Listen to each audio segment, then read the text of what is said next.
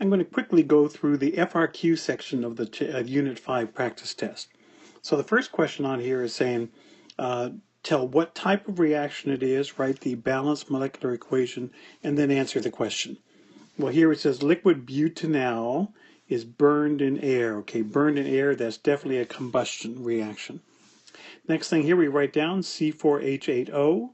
Okay, mix it with O2, get CO2 and H2O. You just memorize that for combustion. Now we're going to balance. 4 carbons, we get 4 CO2s. 8 hydrogens, we get 4 H2Os.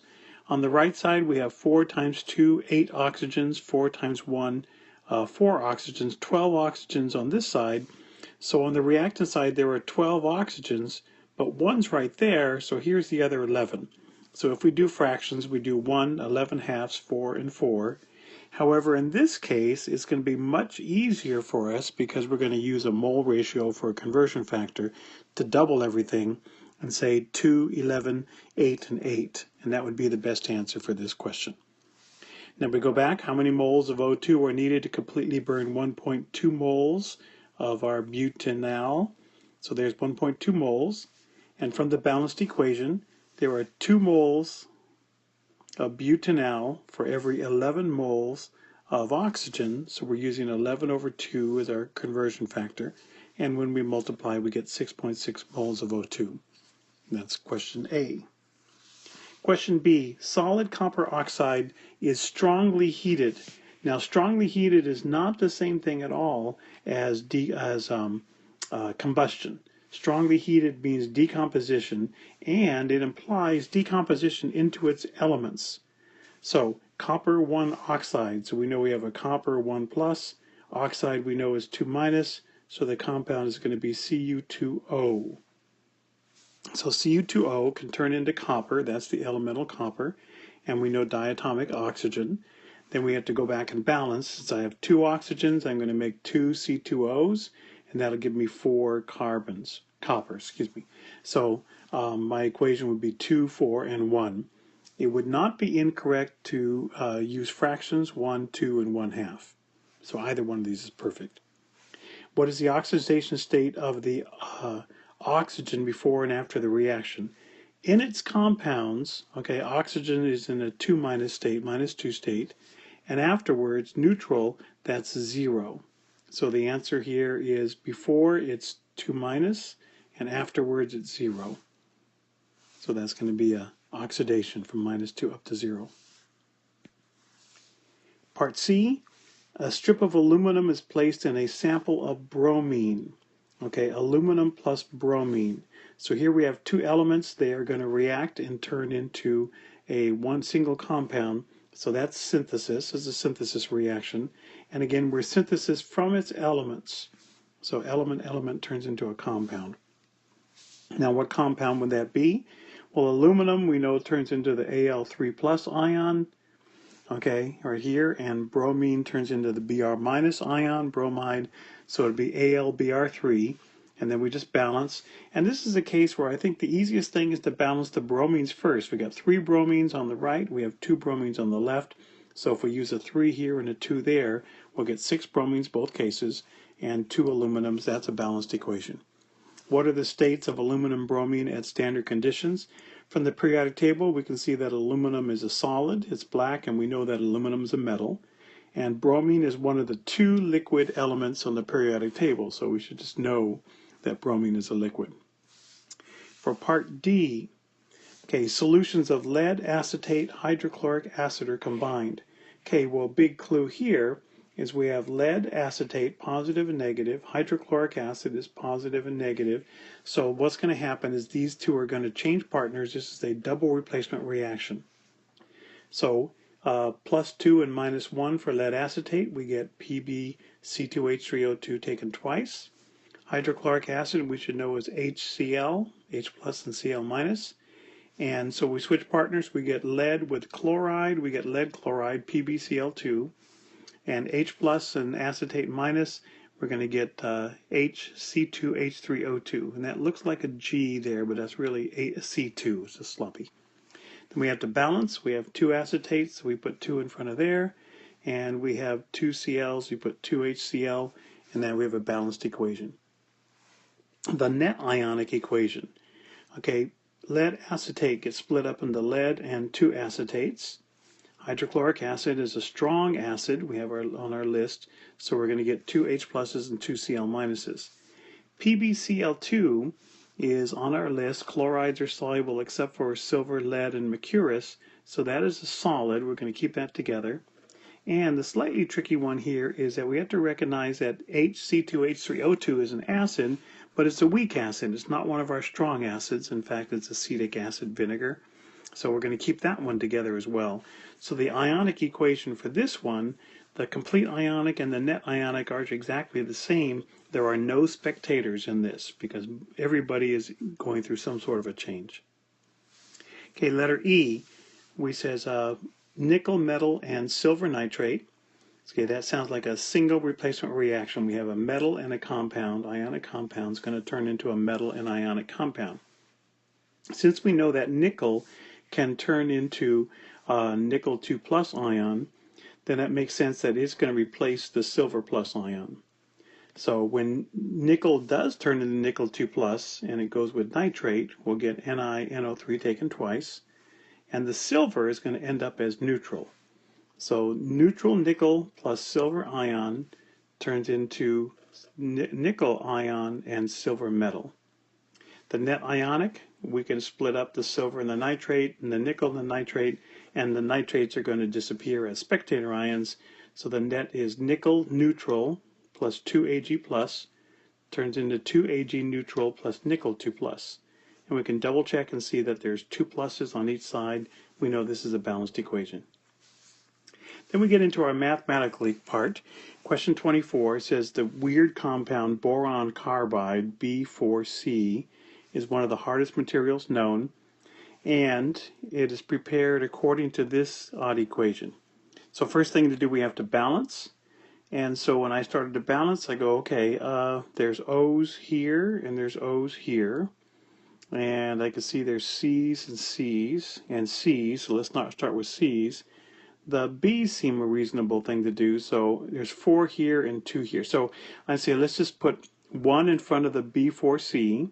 That gives me 4 B's, so 2 B2O3s. Once this reaction is balanced, we have 2, 7, 1, and 6 as our coefficients. So part A, write the balanced molecular equation. So I just recopied the equation I had from above.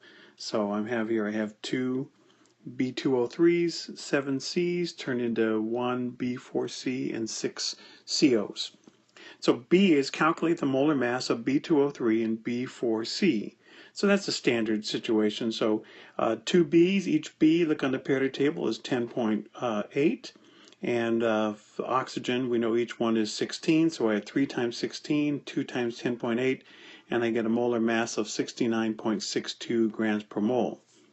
Now, for the B4C, again, I have 4 times the 10.8 and 1 times 12.01, so that comes out to be 55.25 grams per mole. So that's the molar mass of those two. So part C, what's the mass of B4C formed if 14.5 liters of CO are also produced at STP? So I can see what's happening here is that my 14.5 liters, that's my given, that's going to be my starting value. And I'm going to stop when I get to the mass, number of grams of B4C, grams of B4C. So here I go, 14.5 liters, 22.4 liters per mole, so the liters are going to cancel. Then I get to my heart of the problem, and from my balanced equation, I can see that I have 6 moles of CO for every 1 mole of B4C. Then I go from there and I say, well, for every 1 mole of B4C, I can find out that that's 52.25 grams of B4C, because that's what I was trying to find is mass of B4C.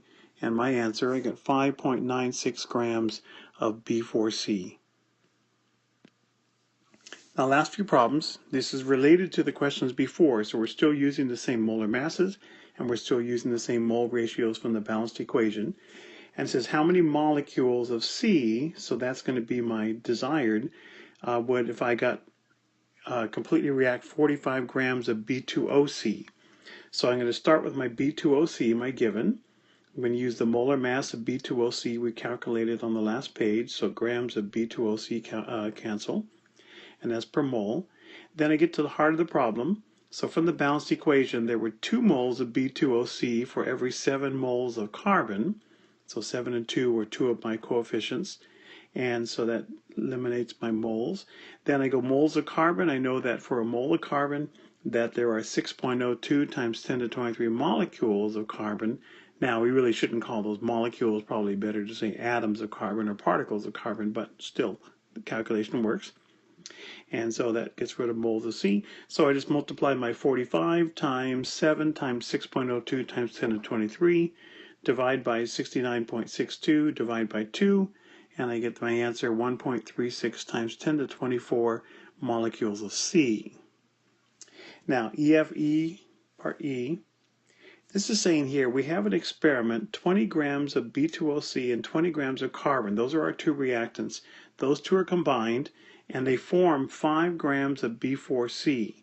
So the key here is the idea that here's this 5 grams of B4C. They're telling us that's our actual yield. So we're not going to use that right away. We're going to use it down here at the bottom, but you can go ahead and fill that in. You know, that they say that actually you got 5 grams. We have to go back and calculate how much we really get, but they're telling us the 5 grams right there. So we're going to do our line equations. So we have, starting with 20 grams of B2OC, how many grams of B4C are we going to get? And starting with 20 grams of carbon, how many grams of B4C are we going to get? So I expect both of those numbers probably be larger than 5 grams. So here we go. Start here, we say 20 grams of B4C, molar mass of B4C, so 69.62 grams for 1 mole. So my grams drop out. Heart of the problem, there's 2 moles of B2O3 for every 1 mole of B4C, and that 1 and 2 come from the balanced equation on the previous page. Then for 1 mole of B4C, it's 55.25 grams of B4C, and that's the molar mass we calculated earlier on this problem. And multiply all this together, divide by the bottoms, and I get 7.9359, which I'm going to report as 7.94 grams of B4C. And just so we understand, that is our theoretical yield. So theoretically, we could get that amount of chemical if the 20 grams of B2O3 is our limiting reactant. Now we have to do the same idea here, and we'll do it with 20 grams of carbon. So we go 20 grams of carbon, molar mass of carbon, 12.0 grams per mole, so our grams drop out. Then from the balanced equation, 7 moles of C for every 1 mole of B4C, and then 1 mole of B4C is 55.25 grams of B4C, and that comes out with 13.15 grams of B4C. So this answer could be this answer, it could be this answer, and we're going to take the smaller answer, and the smaller of those two is the 7.94 grams of B4C. So that is our correct answer. And what that also means is that the B2O3 is our limiting reactant, and the carbon is our excess reactant. So we can fill those in the next page. Next question. Okay, also we know that the 74.9, that is our theoretical yield, so we can put that answer in as well. Now at this point we can actually go and do letter H, and that is if I take my actual yield divided by my theoretical yield times 100, then we get 62.97%, which I round off to 3 significant digits is 63, so I can do that question. Back here on G, what's the mass of the excess reactant that remains if the reaction goes to completion? So now, before we did given 20 grams of B2OC, calculate the grams of B4C, but this time we're going to say, starting with 20 grams of B2OC, let's calculate how many grams of carbon, the excess reactant, how many grams of carbon are needed. So we're using all the same numbers we used before. So 20 grams of B2OC, molar mass of B2OC, so that gives me moles. Then from the balanced equation, every 2 moles of B2OC needs 7 moles of carbon. And we know that a mole of carbon weighs 12.01 grams. So I'm going to see that I need 12.0775. I'm going to round that off to 12.1 grams of carbon that is needed for this reaction. Well, we started with 20 grams. If I used up 12.1 grams, then how much is remaining, how much is left over, is the 7.9 grams of carbon. And that's how we do all of the problems on the FRQ.